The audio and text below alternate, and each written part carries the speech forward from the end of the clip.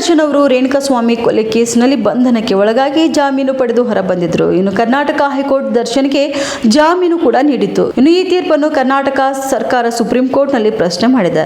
ಈ ಅರ್ಜಿ ವಿಚಾರಣೆ ಇಂದು ನಡೆಬೇಕಿತ್ತು, ಆದರೆ ಈಗ ಅರ್ಜಿ ವಿಚಾರಣೆ ಗುರುವಾರಕ್ಕೆ ಮುಂದೂಡಲ್ಪಟ್ಟಿದೆ. ಹೀಗಾಗಿ ದರ್ಶನ್ಗೆ ಮತ್ತೆರಡು ದಿನ ರಿಲೀಫ್ ಸಿಕ್ಕಂತೆ ಆಗಿದೆ. ಇನ್ನು ದರ್ಶನ್ ಪರ ಕಪಿಲ್ ಸಿಬಿಲ್ ವಾದ ಮಂಡಿಸಬೇಕಾಗಿತ್ತು, ಆದರೆ ಅವರಿಗೆ ಬೇರೆ ಪ್ರಕರಣದಲ್ಲಿ ಇಂದು ವಾದ ಮಂಡಿಸಬೇಕಾಗಿದೆ. ಇನ್ನು ನಿನ್ನೆ ರಾತ್ರಿ ನನಗೆ ಈ ಕೇಸ್ ಬಂದಿತ್ತು, ಆದರೆ ಇಷ್ಟು ಬೇಗ ಕೇಸ್ನ ವಾದ ಮಾಡಲು ಸಾಧ್ಯವಿಲ್ಲ. ಹೀಗಾಗಿ ಒಂದು ದಿನ ಸಮಯ ಕೇಳಿದ್ದೇನೆ. ಇದಕ್ಕೆ ಸುಪ್ರೀಂ ಕೋರ್ಟ್ ಸಮ್ಮತಿ ಕೊಟ್ಟಿದೆ. ಇನ್ನು ಹೀಗಾಗಿ ಈ ಅರ್ಜಿ ವಿಚಾರಣೆ ಗುರುವಾರ ಅಂದರೆ ಜುಲೈ 24ಕ್ಕೆ ಮುಂದೂಡಲ್ಪಟ್ಟಿದೆ ಎಂದು ದರ್ಶನ್ ಪರ ಹಿರಿಯ ವಕೀಲ ಸಿದ್ಧಾರ್ಥ ದವೆ ಹೇಳಿಕೆ ನೀಡಿದ್ದಾರೆ.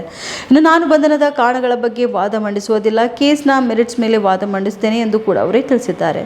ಹೀಗಾಗಿ ದರ್ಶನ್ ಕೇಸ್ನಲ್ಲಿ ಗುರುವಾರ ತೀರ್ಪು ಬರುವ ಸಾಧ್ಯತೆ ಕಂಡುಬಂದಿದೆ ಎಂದು ಹೇಳಲಾಗುತ್ತದೆ. ಇನ್ನು ರೇಣುಕಾಸ್ವಾಮಿ ಕೊಲೆ ಕೇಸ್ನಲ್ಲಿ ಎಲ್ಲ 17 ಆರೋಪಿಗಳಿಗೆ ಜಾಮೀನು ದೊರೆತಿದೆ. ಈ ಪೈಕಿ A1 ಪವಿತ್ರ ಗೌಡ, A2 ದರ್ಶನ್ ಸೇರಿ 7 ಆರೋಪಿಗಳ ಜಾಮೀನು ರದ್ದು ಮಾಡುವಂತೆ ಸರ್ಕಾರ ಕೋರಿದೆ. ಈ ಪ್ರಕರಣದಲ್ಲಿ ಮುಂದೇನಾಗ್ತದೆ ಎಂಬುದನ್ನು ಕಾದು ನೋಡಬೇಕಾಗಿದೆ.